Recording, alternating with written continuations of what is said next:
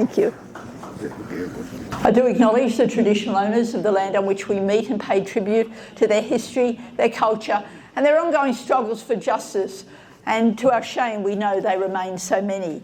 Durga, that was the most amazing speech. I'm really pleased it's been filmed. So it's actually a hard act to follow. The other thing I need to say up front, like a lot of Australians, I don't speak another language and my pronunciation of names is often not correct, so I do apologise. Look, a big thanks to the organisers for the event, particularly to PATCA, for all their work in Australia. And as you heard from Haroon, how that's developed in such a short space of time is outstanding, and really driving change right at the top level within governments.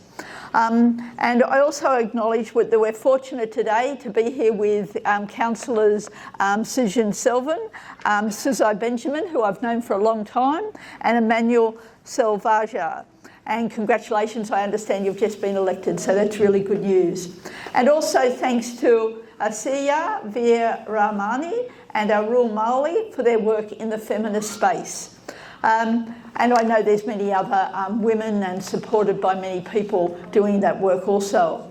Look, I do appreciate the invitation to attend and to speak at this, because it just warms my heart. But also because I literally grew up with International Women's Day. My mother worked for a global women's organisation, and on March the 8th and all through March, it was just so many women's events that from a very little girl I went to, so it taught me so much.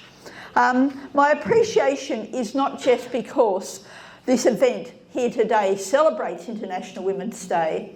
I'm also pleased because your IWD celebration is in keeping with the objectives set out by the founders of IWD. And again, Durga set that out so beautifully, because one of the things that worries me in these past couple of weeks since we've had IWD, there's been a lot of these high power, for one of how they often describe themselves, events that often cost a fortune. They're often these breakfasts for CEOs where all they're claiming we want more women CEOs. That's not what IWD was about, and Durga set it out in such an important way. And because IWD was born out of struggle, and it's got a really powerful history, and I'd just like to mention a little bit more of this. The first event was actually in 1908, and 15,000 women marched in New York because of the violence that occurred in the workplace. Women being killed in large numbers because often they couldn't escape the factories when they burned down, and just really horrendous, and the women took a stand for it. And then it moves to Europe, and now we're into 1910, and there's an International Conference of Working Women. Now what happens here is that huge numbers of women turn up. 100 women from 17 countries. Now remember, this is 1910. Organising is not easy, but they spread the word around the globe, they get together, and Clara Zetkin, who again Durga paid tribute to, as I do too, she moved the motion for all countries to hold International Women's Day celebrations, and that's rooted in the issues of justice and equality and obviously women's rights. So that was a very big movement, and while it's been diverted in some ways, or others would say hijacked, it's remained very real, and particularly in the Global South, it is a huge event.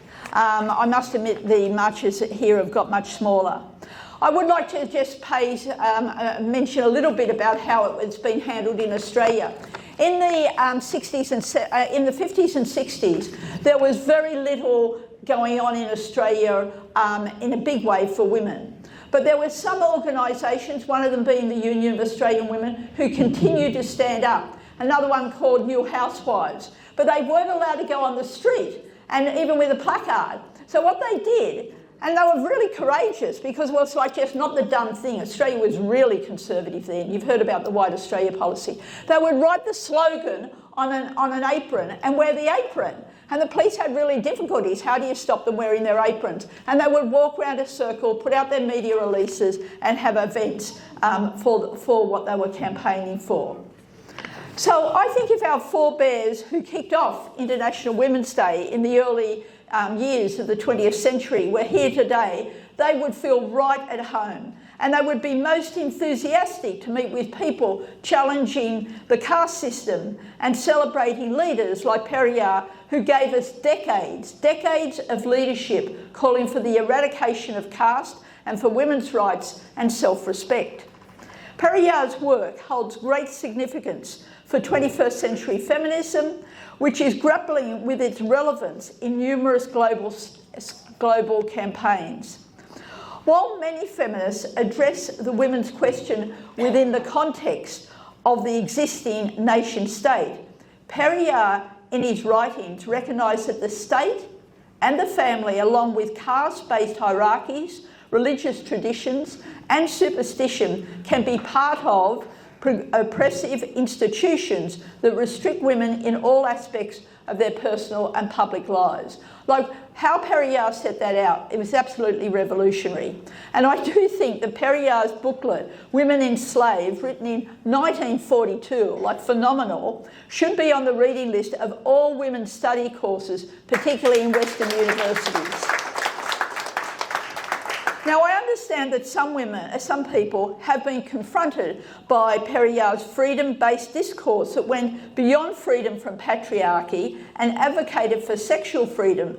But it cannot be denied that he opened up a topic that is central to women's complete emancipation. And that's what progressive change is about addressing what the issues are and getting us to talk about it. And it's again why freedom of expression, freedom of assembly, so we can share these complexities, is so important. What captivated me in Periyar's writings was that he calls on all castes to break with caste in all its forms and to break with community-based restrictions. His advocacy for society-wide transformation and for all individuals to be free individuals resonates with the spirit of International Women's Day. Congratulations to PATCA. It's a pleasure to be with you. Thank you. Thank you very much.